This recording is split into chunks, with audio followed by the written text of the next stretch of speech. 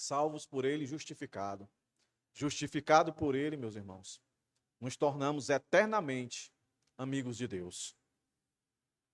E com essa alegria, meus irmãos, de poder louvar o Senhor, mais uma vez, no texto de Zacarias, o nosso 19º sermão aqui no profeta Zacarias.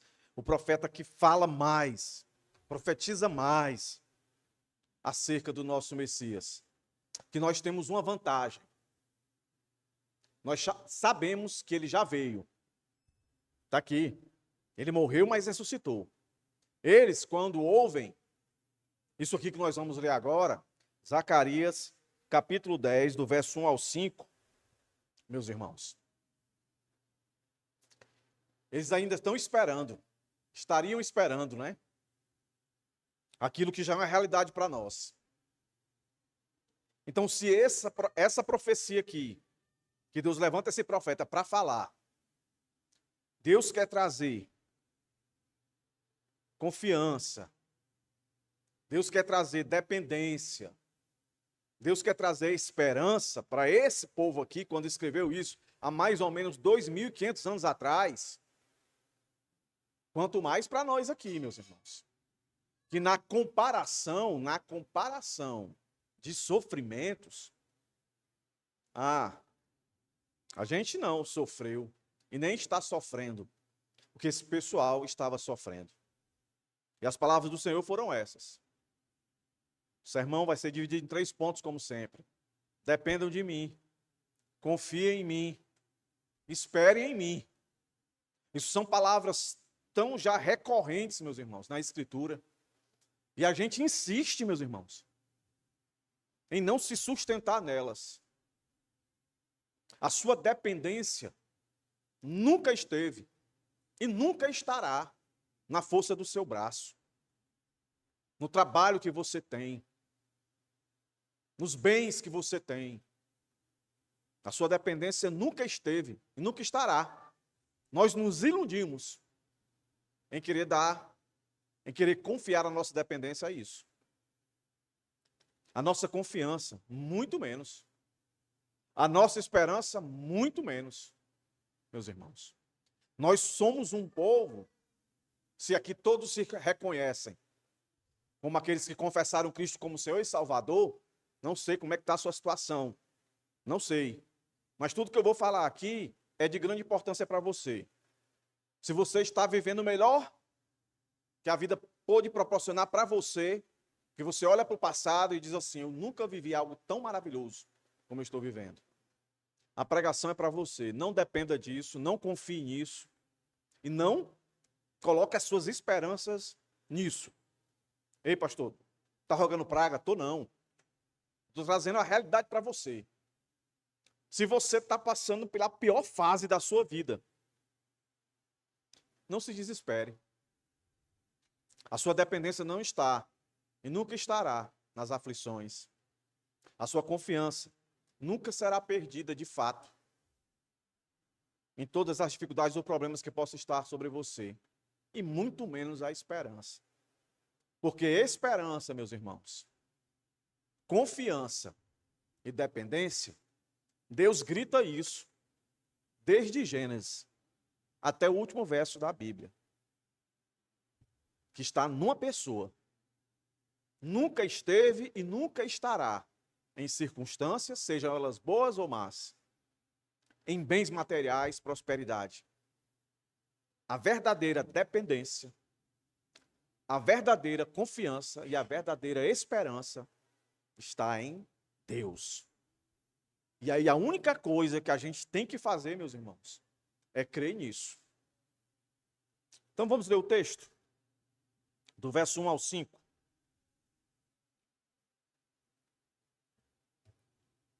E depois a gente coloca a divisão do texto para os irmãos, tá? Nós já falamos que Deus que é todo-poderoso, o Deus que é soberano, e agora o Deus que governa. Pastor, já ouvi isso, vou ouvir de novo. Mas eu tenho certeza que se eu, um mero mortal, pecador como você, que não é a primeira vez que eu falo e que eu escuto, ou que eu já escutei sobre Deus que governa. Eu aprendi, eu entendi, eu reconheci aquilo que eu tinha esquecido, em tudo aquilo que eu li, e hoje trago para os irmãos. Então você certamente aprenderá alguma coisa aqui. E se você não aprendeu, ou não aprender,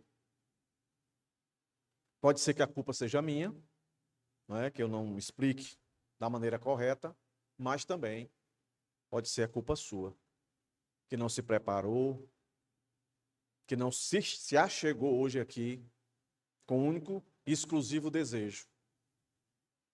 Eu quero não só escutar, eu quero ouvir a voz de Deus. Deus fala. Que Deus fale hoje ao seu coração. Que você saia daqui diferentemente de como entrou. Vamos ler, meus irmãos. Zacarias capítulo 10, do verso 1 ao 5, diz assim: Peçam ao Senhor chuva no tempo das últimas chuvas. Peçam ao Senhor que faz as nuvens de chuva e lhes dá, ou lhes dará, chuva abundante. E a cada um a vegetação do campo.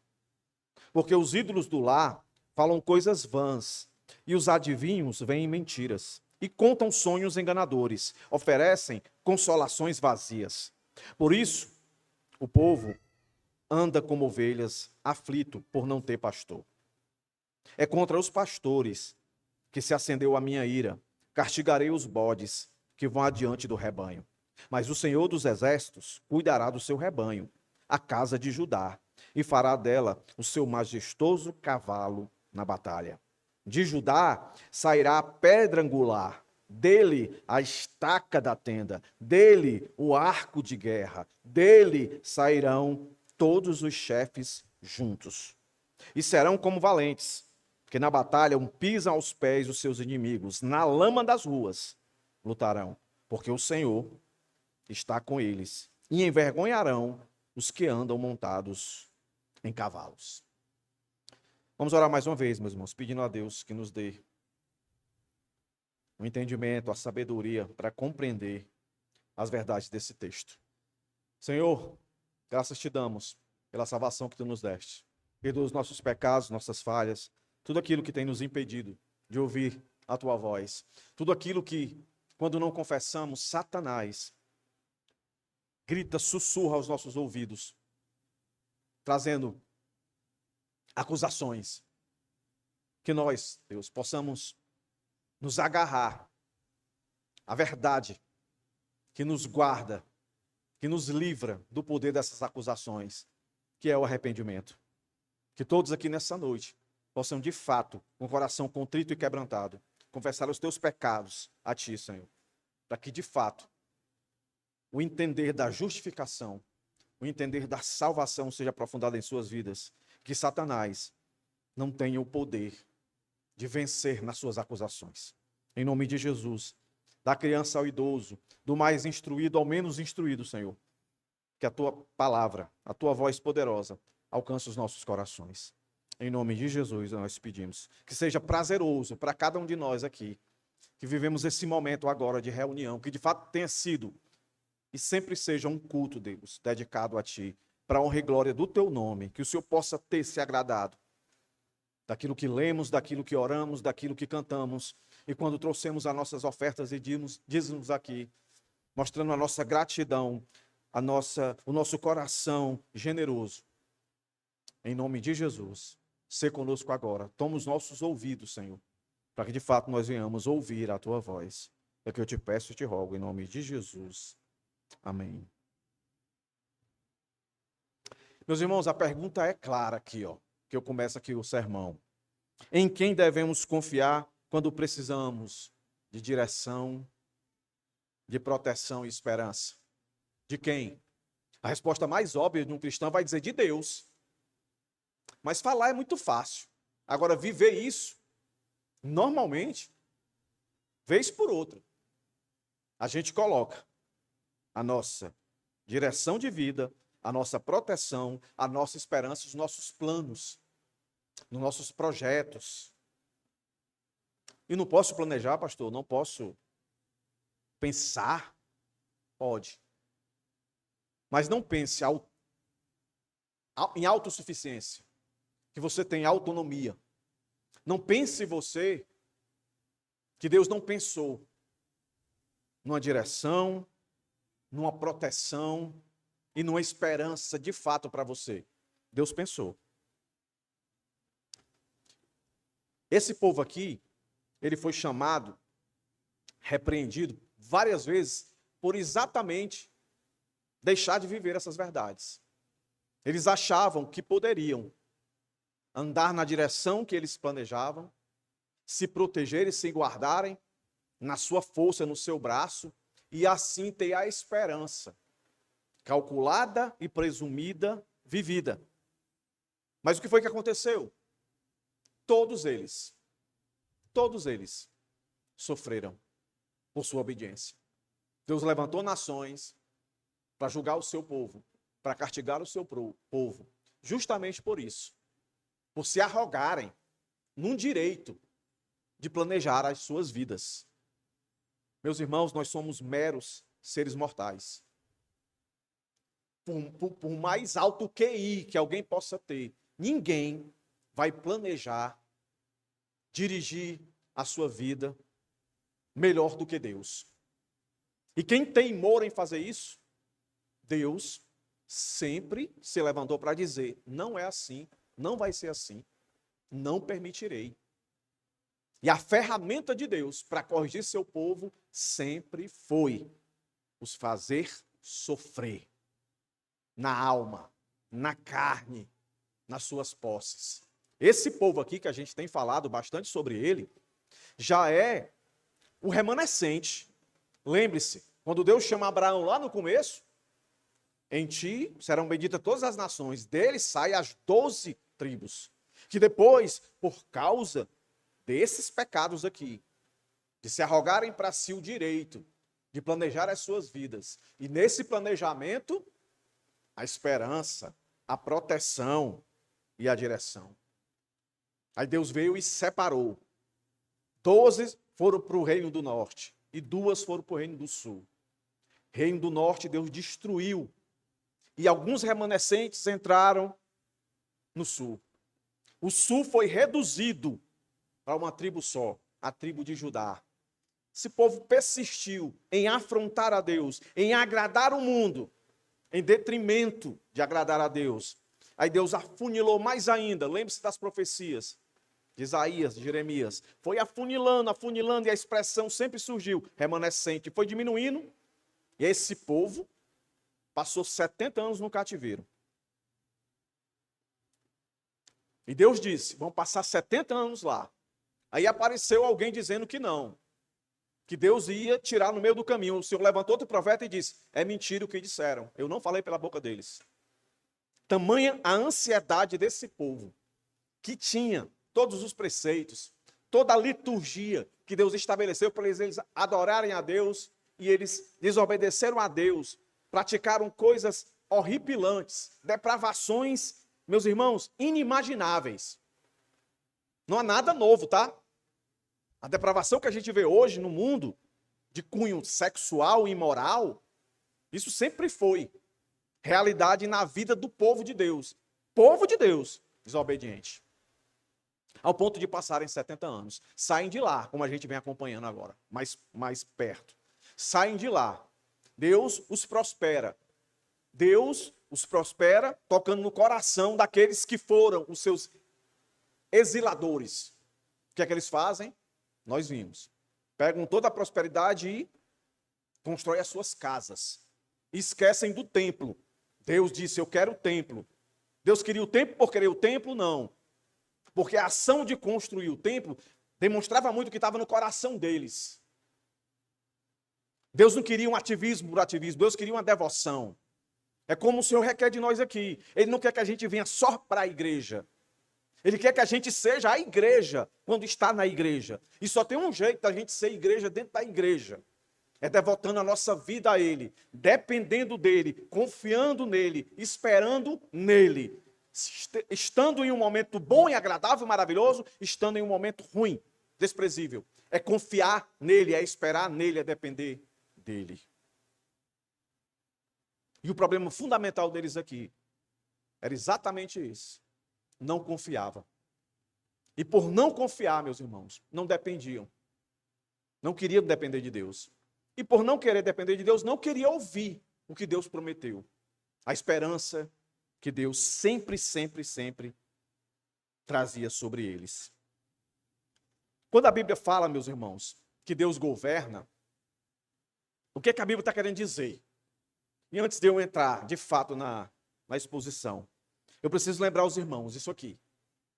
Biblicamente, dizer que Deus governa significa afirmar que ele exerce autoridade soberana sobre toda a criação, sustentando, dirigindo e conduzindo. E aqui eu vou fundamentar biblicamente isso que eu acabei de dizer, para que isso traga segurança para você que está aqui hoje. Não ache que o governo está nas suas mãos. Não ache que o governo da sua vida está no governo humano. Não está. Está naquele que governa o governo humano, seja ele fazendo o que agrada a Deus ou não. Não está fora do controle de Deus. Acima de tudo isso, está esse Deus que governa. Porque, por exemplo, em Jeremias 14, 22, diz assim: tu fazes todas as coisas.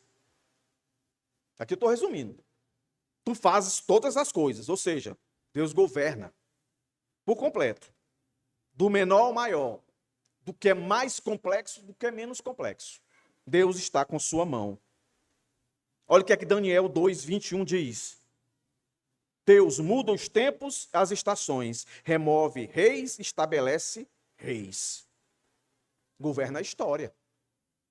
Nenhum governante hoje, se fôssemos fazer a lista de todos os países e todos os governos, sejam ditadores, seja o que for, os melhores, os maiores, todos eles, historicamente falando, estão estabelecidos pelo nosso Deus. Nenhum deles estão onde estão por sua força, por seu poder. É porque Deus assim o quis. Agora olha o que é que Provérbios 16, 9 vai nos dizer. O coração do homem traça seu caminho. Por isso que eu disse no começo, não tem problema você planejar. O problema é quando você planeja isso na total autonomia, achando que você tem o controle. Porque esse texto diz exatamente isso. O coração do homem traça o seu caminho, mas esse mais diz tudo. O Senhor lhe dirige os passos. É Deus. Sempre foi Ele. E é Ele que sustenta. E a gente acha que tudo isso, que a gente vai começar a ver aqui, e tudo isso que acontece na vida da gente, a gente acha que o propósito, o alvo é a gente? Nunca foi. Olha o que é que Efésios vai dizer. Efésios 1:10. Todas as coisas, tanto as do céu como as da terra, fazem convergir para que a vontade de Deus se estabeleça. E o que dizer de Salmo 103:19?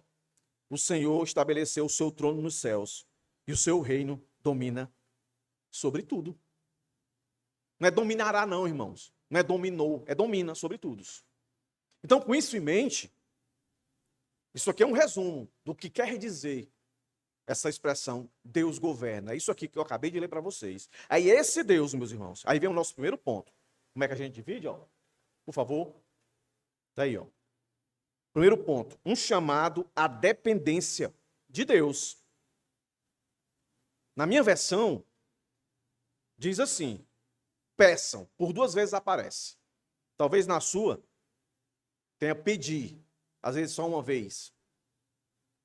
Mas o ponto é esse. O profeta começa a dizer, começa a mostrar que a verdadeira devoção a Deus não começa com mudanças externas, mas com o retorno do coração a Deus. E como é que a gente demonstra isso? Quando a gente ora, quando a gente pede as coisas a Deus.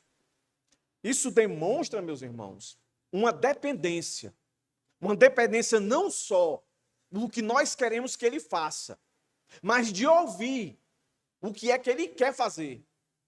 Entendeu? É uma devoção que olha para Cristo com a dependência, de fato, de ouvir a sua opinião, não simplesmente de resolver as nossas causas.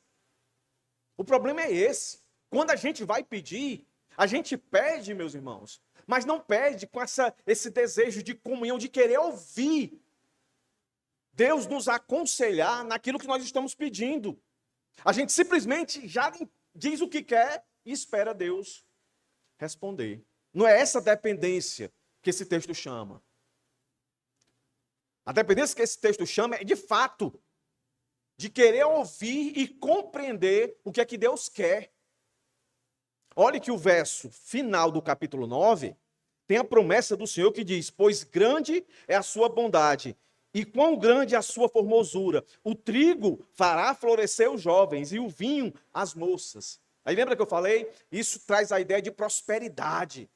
E quando o Antigo Testamento fala de chuva, ele não está falando só de poder econômico, não. Entendeu? Mas de sustento, de existência, de um Deus de fato que pensou em tudo. Meus irmãos, às vezes a gente se esquece do óbvio. Ora, se Deus deu o seu filho, e aqui eu já faço uma aplicação para nós aqui, que às vezes a gente se preocupa muito, o meu trabalho, isso, aquilo, outro, eu não tenho isso, eu gostaria de ter aquilo aquilo outro, e a gente começa a querer pensar em várias possibilidades, como é que a gente vai conseguir sair daquela situação. Repito, não é errado você pensar assim, é errado quando você pensa sozinho, quando você indiretamente age como se Deus não existisse, como se você fosse um órfão no mundo, entendeu? Mas pense no óbvio, que deveria ser óbvio para nós. Ora, se Deus, meus irmãos, lá do seu trono, se fez homem para morrer por um bando de pecador, imundo, depravado, e morrer uma morte que não só, meus irmãos, perdoa pecados do presente, do passado, mas também do futuro, de todos os pecados que nós cometeremos, esse Deus não ia cuidar de nós. Esse Deus ia deixar, ou não ia querer ter vontade de nos sustentar, meus irmãos. O Deus que nos salvou não iria nos sustentar. Será que há essa possibilidade da gente achar e acreditar que Deus nos salva e diz agora é com você? Deus se manifesta em figuras paternas, pai. Mas às vezes a gente quer fazer, entender e compreender essa analogia de Deus Pai, olhando para o nosso pai terreno. Não, irmãos. Deus tinha de alguma maneira, Deus queria se comunicar com a gente. Então como é que ele podia falar com a gente com linguagem que a gente pudesse compreender? Então todo mundo sabe que filho depende do pai. Não é não? Quem é pai aqui sabe. Menino não trabalha. Mas todo dia quer comer. Depende da gente. Depende da gente. A gente que é falho, que é pecador, a gente faz de tudo para dar o necessário. Infelizmente, nessa geração de hoje, os pais querem dar até que os filhos não precisam. Não é? E muito daquilo que nós somos hoje foi por aquilo que nós não tivemos.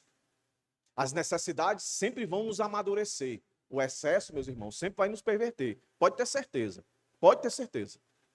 Agora, quando se trata de Deus, será que Deus não pensou em nós? Pensou, irmãos. Por isso o Senhor diz aqui pela boca do profeta.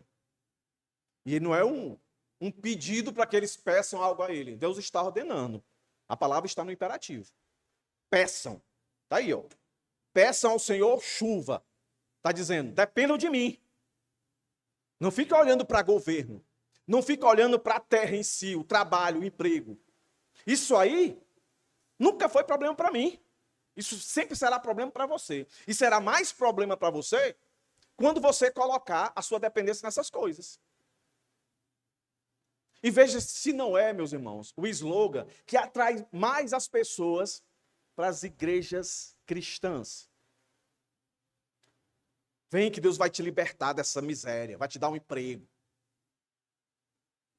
Deus pode fazer isso, nunca foi problema para ele. Deus quer o coração. Deus quer um coração devoto, dependente dele. Porque esse coração devoto e dependente, ele sabe. Ele ele é racionalmente educado doutrinariamente pela palavra, ele sabe que no mundo ele vai ter aflição. Pode ser o homem mais rico do mundo, tem aflição. Você acha que esse cara que vai ser o primeiro trilionário no mundo, você acha que ele não tem problema? Você acha que ele dorme tranquilo? Ele tem as suas dificuldades e seus problemas. Tem gente que acha que se fosse muito rico ia dormir a noite tranquila. Não. Tem gente que é tão rico, mora em mansões, em condomínios maravilhosos, mas é cheio de câmera. Não pode ouvir um grilo cantar que já pensa que é assaltante. Que vida miserável é essa? Aí já tem um crente que confia em Deus, mora na favela.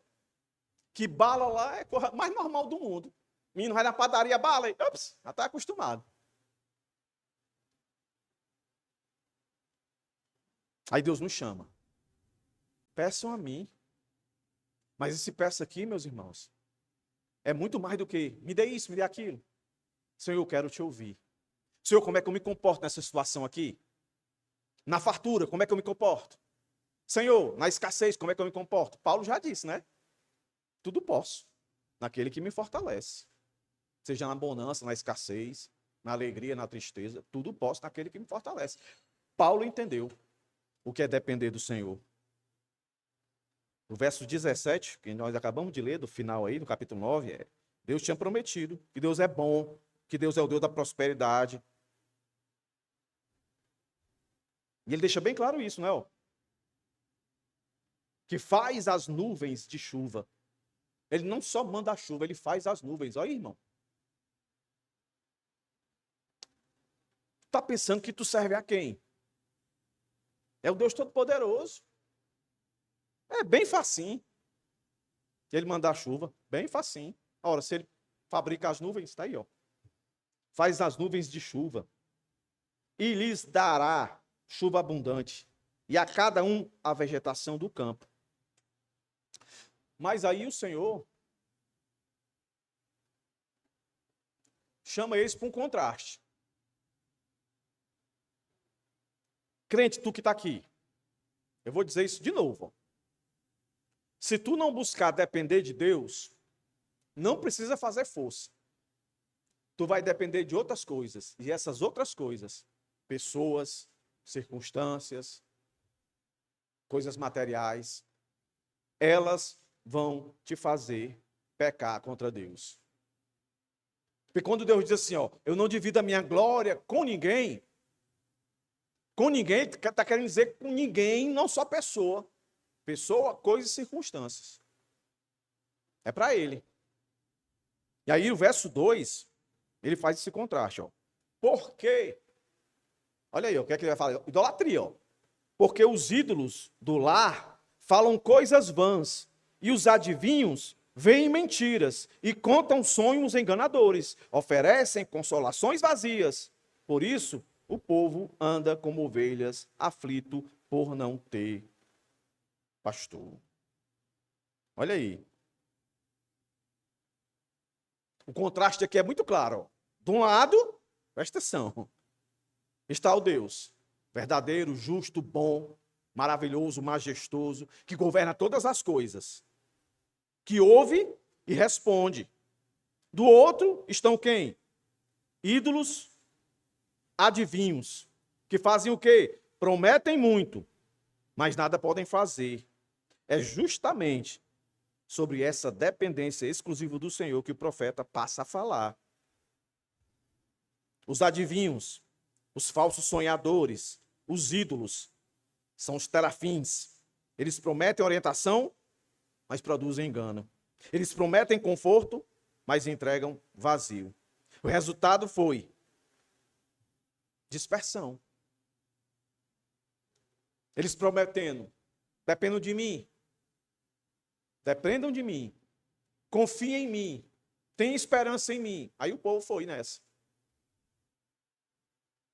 Aí quando foram nessa, deixaram de ouvir a Deus. E quando foi que eles deixaram de ouvir a Deus? Quando deixaram de pedir.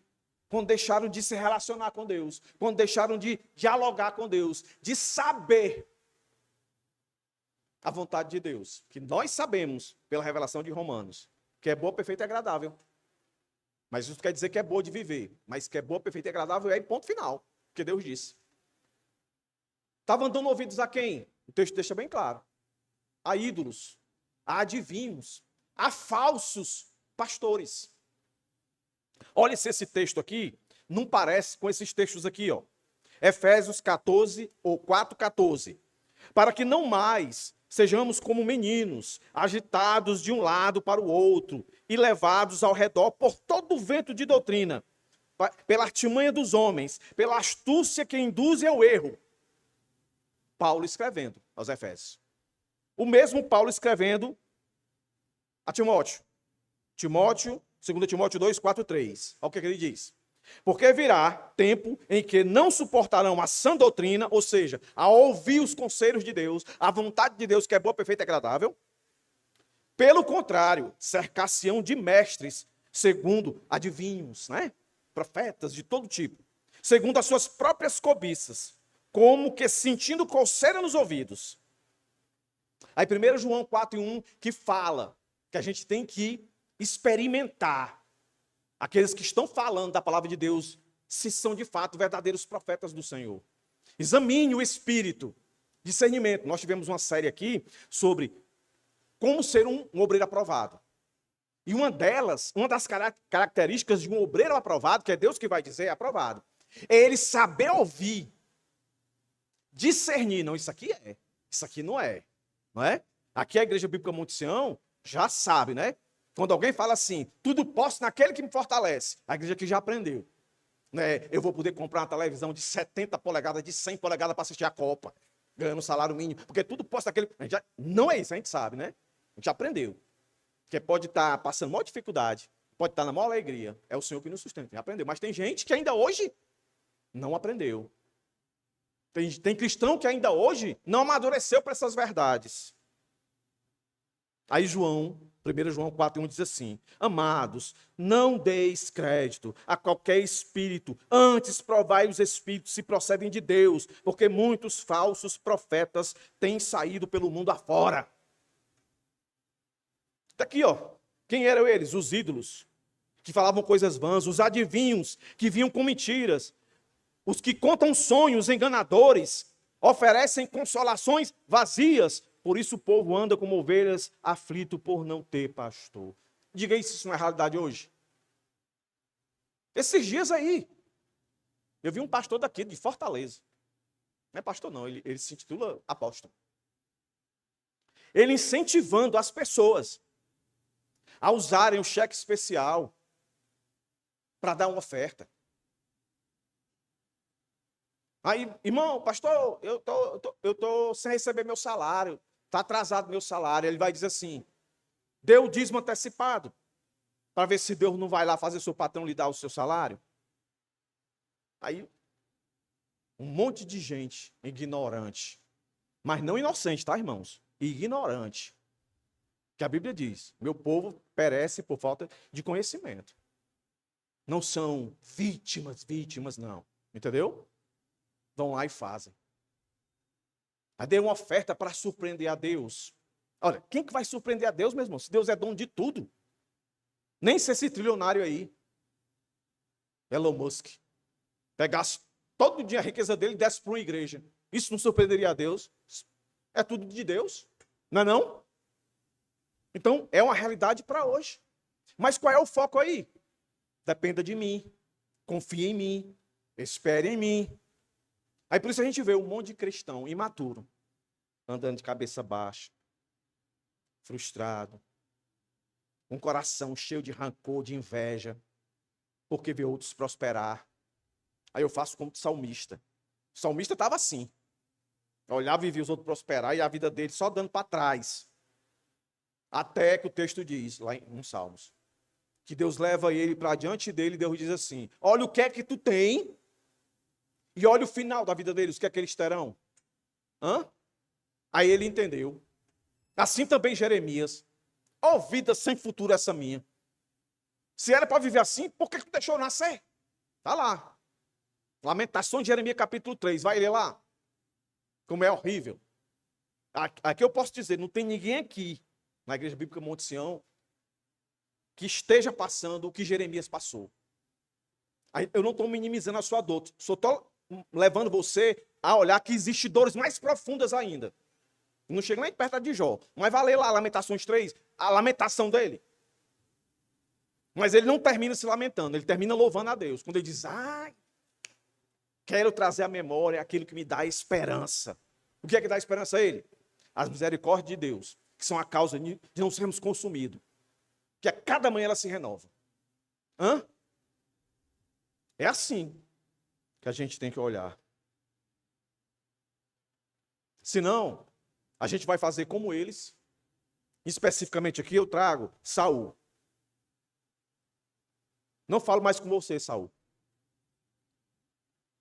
Deus me livre disso acontecer comigo ou com você. Eu não falo mais com você. Pode pedir que eu não vou ouvir sua voz, não.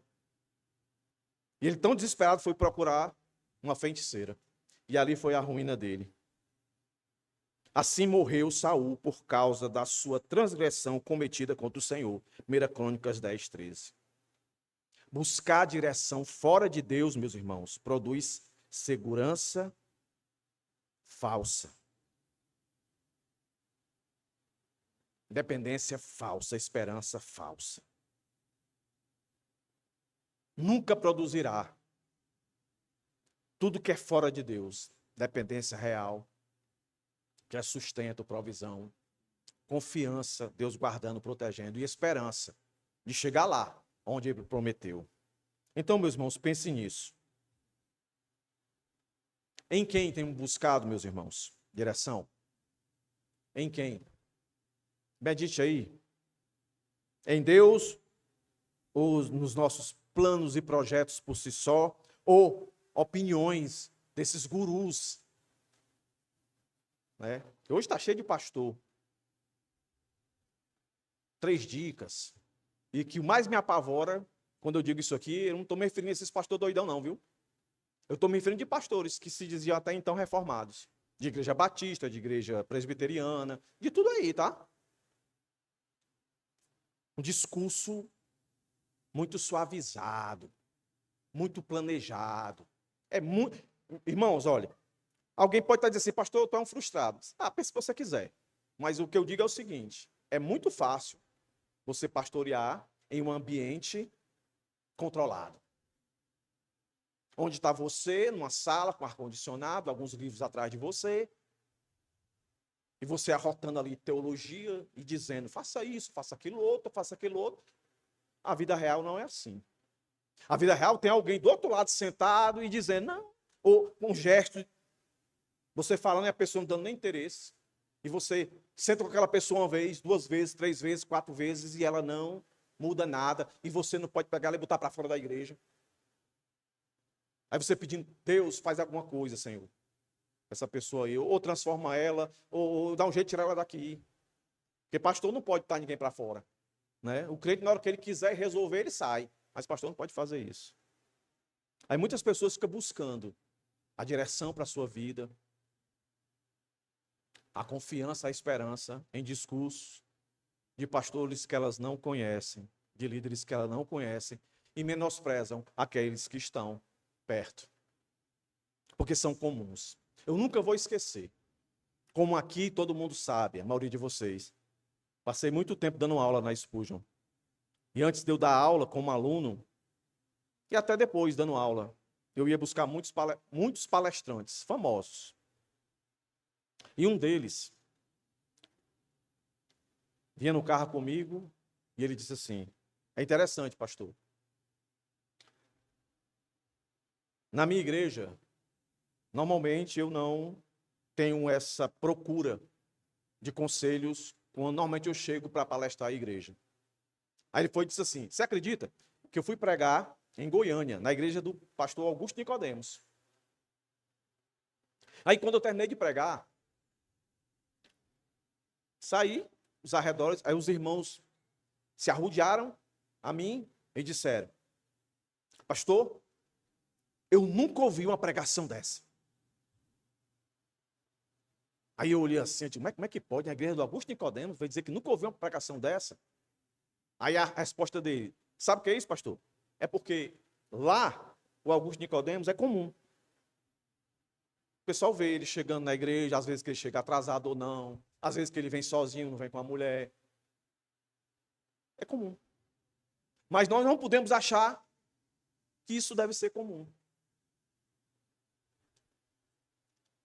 Jovens que buscam conselhos, quando eu falo não é só pastor não, jovem, liderança de igreja. Vai lá ouvir um líder de jovem de outra igreja, um professor de outra igreja. Pastor, eu não posso ouvir? Pode ouvir, o ponto não é esse, você pode ouvir. A questão é, você está ouvindo os de casa? Então qual é o sentido de você ter uma igreja? Qual o sentido? Eu sou chato pra caramba nisso, ó, irmãos. Eu sou chato. Se Deus te deu um pastor, te deu uma liderança de jovem, escola bíblica, homens, mulheres, não é para fortalecer a direção que você deve caminhar? Não teria que ser assim, ouvi-los, e aí ouvir todos os demais, baseado no que eu estou ouvindo aqui? Mas o que acontece é o quê?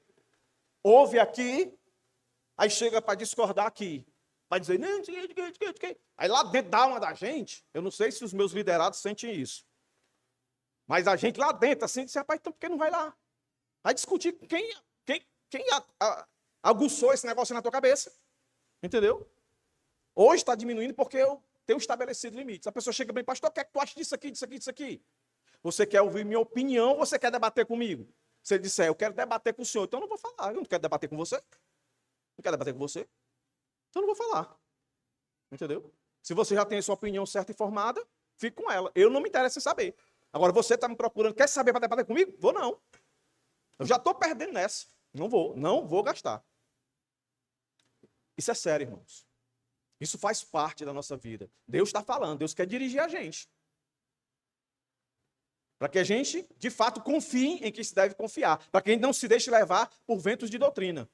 Não se iludam. Eu sempre costumava dizer isso lá para os meus alunos, que tinham desejo de ser pastor. Digo, o ministério pastoral só acaba quando o pastor morre. Que até chegar no túmulo ele pode escandalizar o evangelho. Várias histórias aí. Recente nós vimos aí, né? Um grande pregador de conferência. Não sei como é que está a situação dele, né? Mas que caiu em adultério. Tem um livro dele, aprendi muito com ele, não vou jogar fora. Entendeu? O que ele falou continua sendo verdade, embora ele não tenha vivido o que ele falou. Em suma, devemos depender de Deus em oração. Devemos rejeitar toda forma de falsa espiritualidade. Devemos buscar orientação na palavra. Se Deus tem uma igreja, é aqui. É aqui. Se você não quer compromisso com ela, então não queira ser membro dela. Entendeu? Não queira ser membro dela. Se você quer ser membro dela, então você está dizendo, olha, eu quero que o Senhor direcione a minha vida aqui, porque eu acredito que Deus está falando aqui. Então, por onde é que a gente escuta a voz de Deus? Por exemplo, como agora, pregação, quarta-feira, devocional, é nos encontros de jovem, discipulado, é nos encontros de mulheres, discipulado. É Deus está dando a direção. É Deus está pegando e dizendo, olha, conserta aí. O que tu planejou está quase dentro do meu planejamento. Ajeita aí. É aqui. Aí você pode pegar recurso fora, mas aqui é onde você tem que dar prioridade. Não é pegar recurso lá fora e chegar querendo ensinar aqui, não. Entendeu? Porque senão a gente perde a confiança em quem deveríamos confiar. Então, até aqui, o texto mostra que Deus não apenas chama seu povo ao arrependimento, mas também intervém para tratar aqueles que contribuíram para a sua dispersão. Agora Deus vai condenar, fazer justiça com quem deve ser feita. Tem o desobediente que escuta o que não deveria escutar, e tem o desobediente que fala o que Deus nunca falou. Tanto um como o outro. É por essas e outras que eu entendi, irmãos, que há 20 anos, 25 anos atrás, no início do meu ministério, que quando a gente começa, a gente, ainda hoje a gente é assim, né? Mas a gente vai amadurecendo. Hoje, bem menos. No começo, a gente sempre faz comparação. Minha igreja é assim, essa igreja é assim. Mas eu acho que eu estou pregando certinho. Esse aqui não está. Por que ele cresce?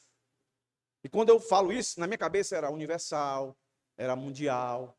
da época, né? Que cresciam, a Internacional da Graça. Lotado. A minha avó dava oferta na Sinal da Graça. E era boa a oferta que a minha avó dava a ela.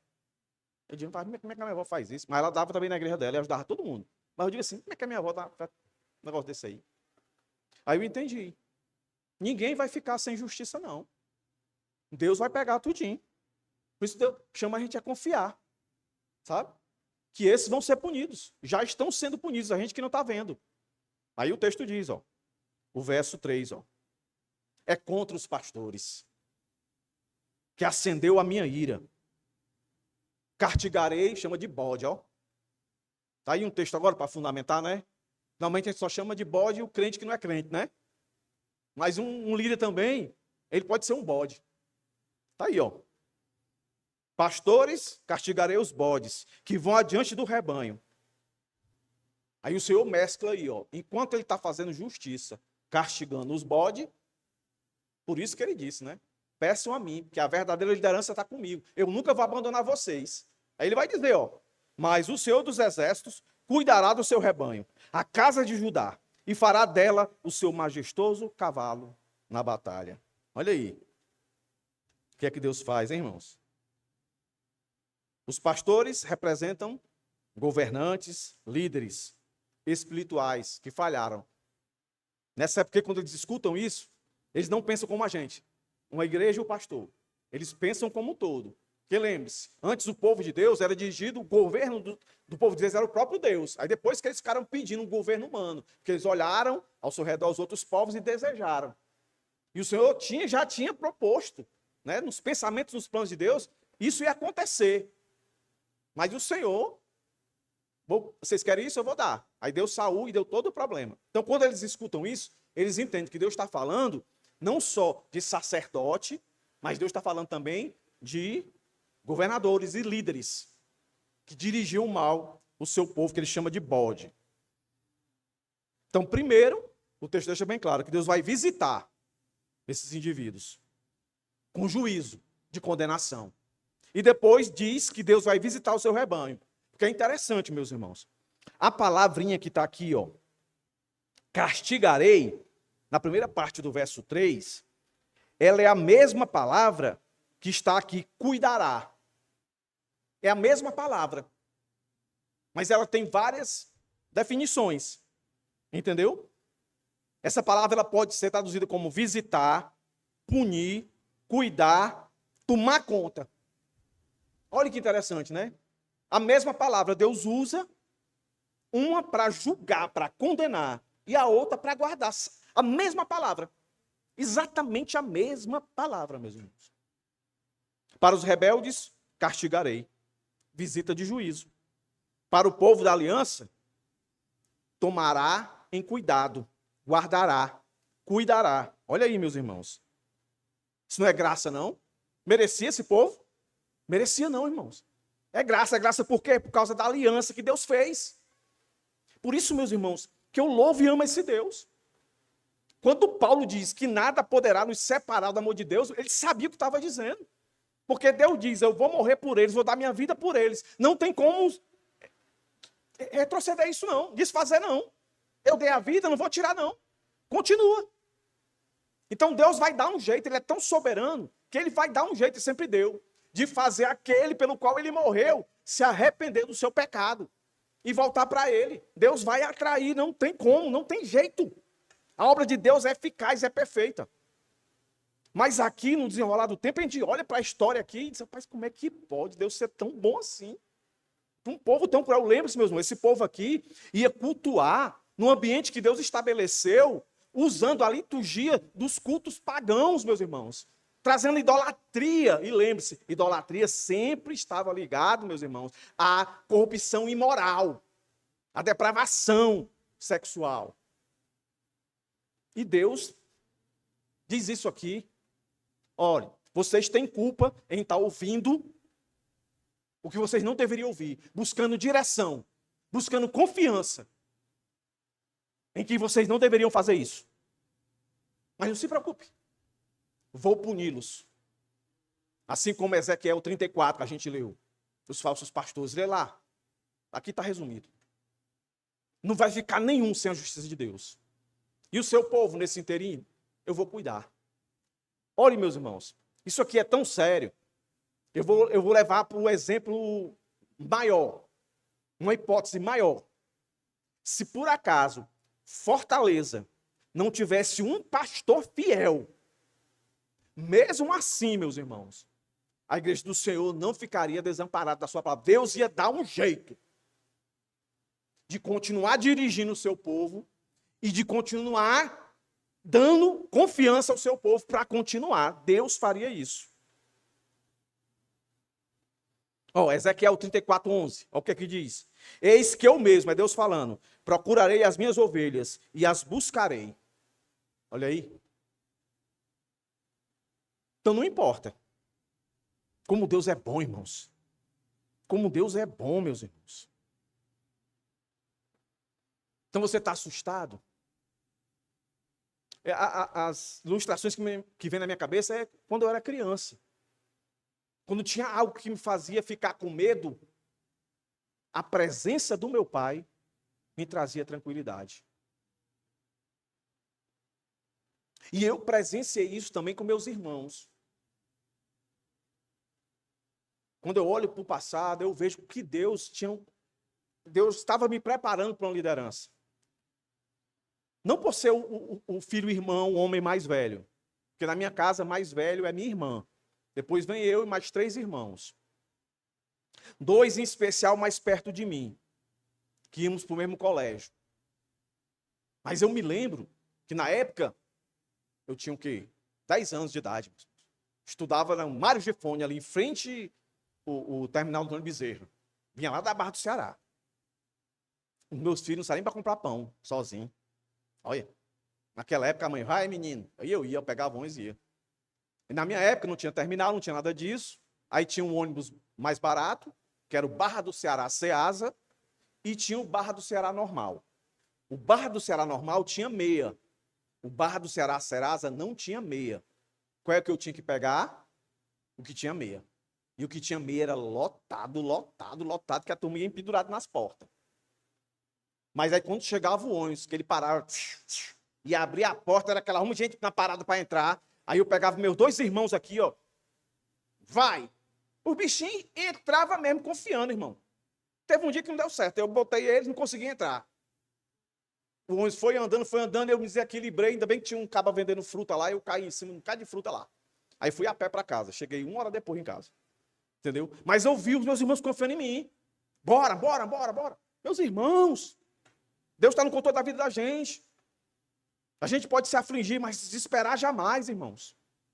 Porque Deus está no controle. Então você confia em Deus? Ou no mundo? Nas injustiças do mundo ou daqueles que fazem justiça? Você acredita que Deus continua cuidando de você, mesmo quando os líderes falham? Eu me lembro que costumamente eu digo isso, né? Quando as pessoas dizem assim, meu pastor, aí eu digo assim, eu sou seu pastor. Mas eu quero saber se eu continuarei sendo seu pastor quando eu der uma cajadada em você. Se você estiver errado, eu chegar e confrontar você. Se você vai continuar sendo dizendo, meu pastor. E vou mais. Eu quero saber se você vai dizer, meu pastor, quando eu der a cajadada errada. Quando eu errar. Quando eu tirar uma conclusão errada. Quando eu julgar você errado. E eu bater em você. Aí eu quero saber se você vai continuar dizendo, pastor, o senhor é meu pastor. Que é muito fácil, né? Muito fácil. Mas mesmo que isso acontecesse, Deus não ia deixar de pastorear você. Por que a Bíblia diz isso? Para a gente nunca colocar a nossa confiança em homens. E eu vivi muita coisa desse tipo. De pessoas, na época, que eu pregava aqui, e vinham para frente, levantavam a mão, aceitavam Jesus. Aí batia no meu peito e dizia, eu só aceitei Jesus por causa de você. Aí eu me achava o cara, ó, eita, meu, ô vaso usado. Onde é que estão essas pessoas hoje? Tudo no mundo. Algumas delas. Outras fizeram coisas comigo que eu acho que eu não merecia. Ilusão minha acreditar nisso. Por isso que a Bíblia diz, né? Cuidado com os lábios que te lisonjeiam. A gente tem que fazer e a glória tem que ser para Deus. Se machucou é se perdoar. A direção implica isso, a confiança implica isso.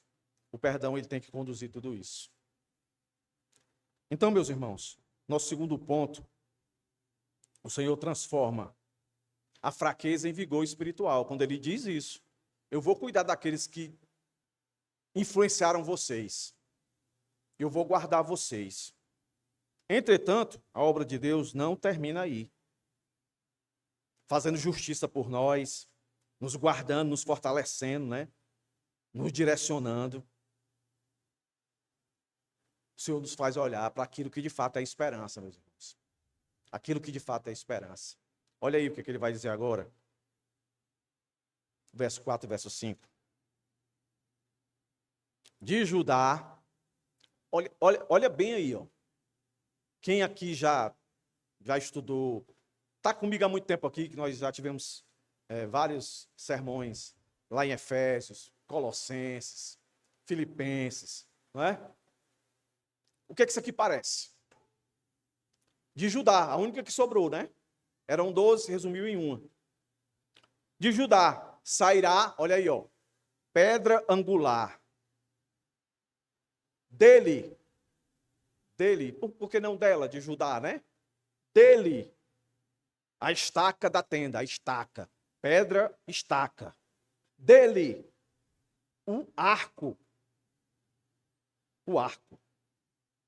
de guerra. Dele sairão todos os chefes juntos. Olha aí a figura: pedra, estaca, arco e chefes, né? O que significa essas quatro figuras? Aqui no texto: pedra, estabilidade, fundamento. Deus vai pegar aquilo que era desprezível, Judá. Quem era Judá? Um povo que passou 70 anos no cativeiro sob o domínio da Babilônia, dos caldeus. Não era mais reconhecido como Judá. Era um povo exilado. Quem é esse aí? É filho de quem? É filho do fulano de tal que estava exilado lá. Não era mais, é da tribo de Judá, tão famosa antigamente. Não. Aí Deus está dizendo, ó, Judá, a cidade, né? Calma. Terá estabilidade. Será fundamento. Aí a estaca representa sustentação, firmeza. Ou seja, fundamento, firmeza. Arco de guerra representa exército, poder, vitória. E ele nos chama aqui de chefes, governantes, representante de liderança estabelecida por Deus. Agora preste bem atenção. Embora tudo isso aqui que eu acabei de dizer haja aplicações históricas a líderes levantados após o exílio, a plenitude dessa profecia se encontra em Cristo. Ele é a pedra angular, rejeitada pelos homens, escolhida por Deus. Ele sustenta o seu povo. Ele conduz o seu povo à vitória. Por quê? Como é que o verso 5 vai terminar aqui a nossa porção? E serão como valentes, que na batalha pisam aos pés dos seus inimigos. Na lama nas ruas lutarão, porque o Senhor está com eles, e envergonharão os que andam montados em cavalos. Isso aqui não se cumpriu plenamente. Aí o povo judeu, Israel está lá sofrendo, não está pisando. Então o que é que eu entendo? Que aqui é mais uma daquelas profecias que tem várias, ou melhor dizendo, pelo menos até aqui, dois cumprimentos. Se cumpriu com alguns reis humanos, que Deus foi levantando desse período até chegar hoje lá em Israel, e Deus tem sustentado, mas vai chegar aquele que de fato, revelado pelas Escrituras, que é a pedra fundamental, é o fundamento prioritário, é aquele que tem toda a força. Então, meus irmãos, Deus está querendo que nós olhemos não para as circunstâncias, para ter esperança, mas para Ele que prometeu, para Ele que sempre soube lidar com as circunstâncias mais adversas. Por que ele soube lidar com as circunstâncias mais adversas? Porque todas elas estiveram sob o controle dele. Ele levantou nação para subjugar o seu povo, para castigar o seu povo. E depois ele levantou outra nação para subjugar essa que subjugou o seu povo. Depois ele levantou outra nação para subjugar essa que subjugou essa. Ele sempre esteve no controle de tudo. Nunca foi problema para Deus guerra nesse mundo. Nunca foi problema para Deus politicagem, economia. Nunca foi problema para Deus, porque sempre esteve no controle dele. Então, quando Deus nos chama, meus irmãos, a confiar, a depender dele, a esperança é ele mesmo, no que ele diz, no que ele fez, no que ele faz, meus irmãos. Simples assim, entendeu? Simples assim. É a ilustração lá do barco, que se desesperam, o negócio aqui vai se acabar.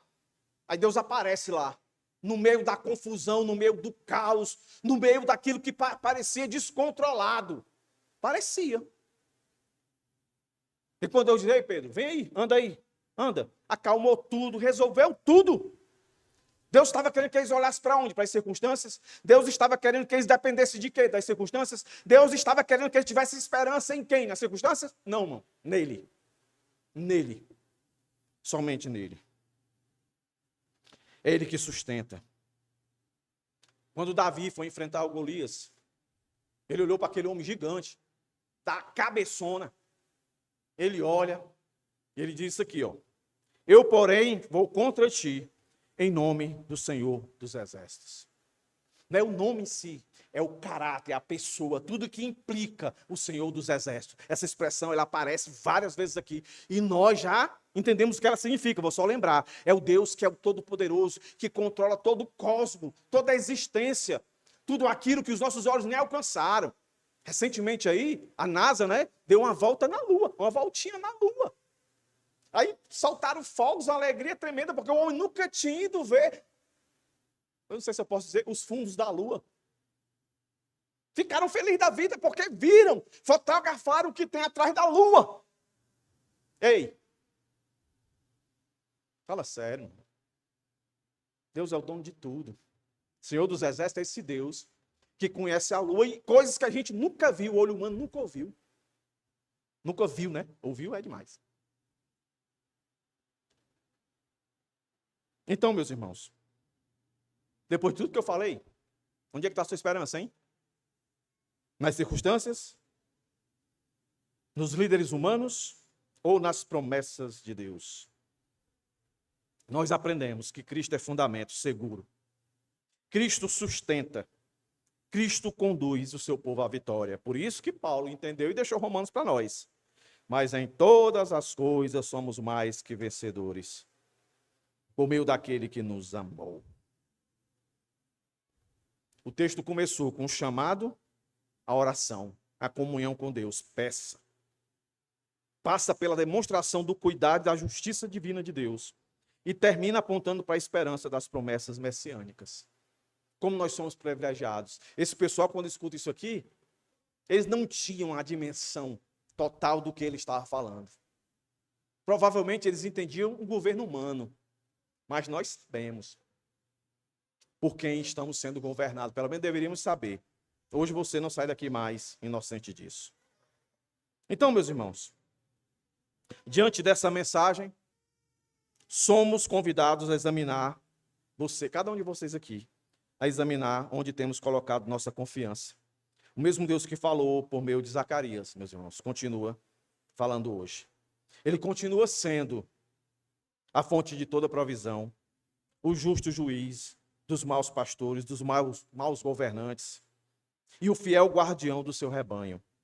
Em Cristo, a pedra angular, encontramos direção, segurança e vitória certa. Portanto, meus irmãos, abandonemos toda falsa confiança, dependamos inteiramente do Senhor, confiemos em seu cuidado e esperemos firmemente em suas promessas. Ou seja, dependamos dele, confiamos nele e esperemos nele, porque Deus que governa seu povo continua governando e sempre governará. Agora chegará um dia que, de fato, não existirá mais nenhum governo concorrente. Ele, de fato, será o rei, o governador, novos céus e nova terra. Diante disso, vamos ficar de pé. Convido os irmãos a vir aqui à frente e vamos celebrar isso aqui, que nos deu a direção, a dependência, a esperança, que não deixará de existir.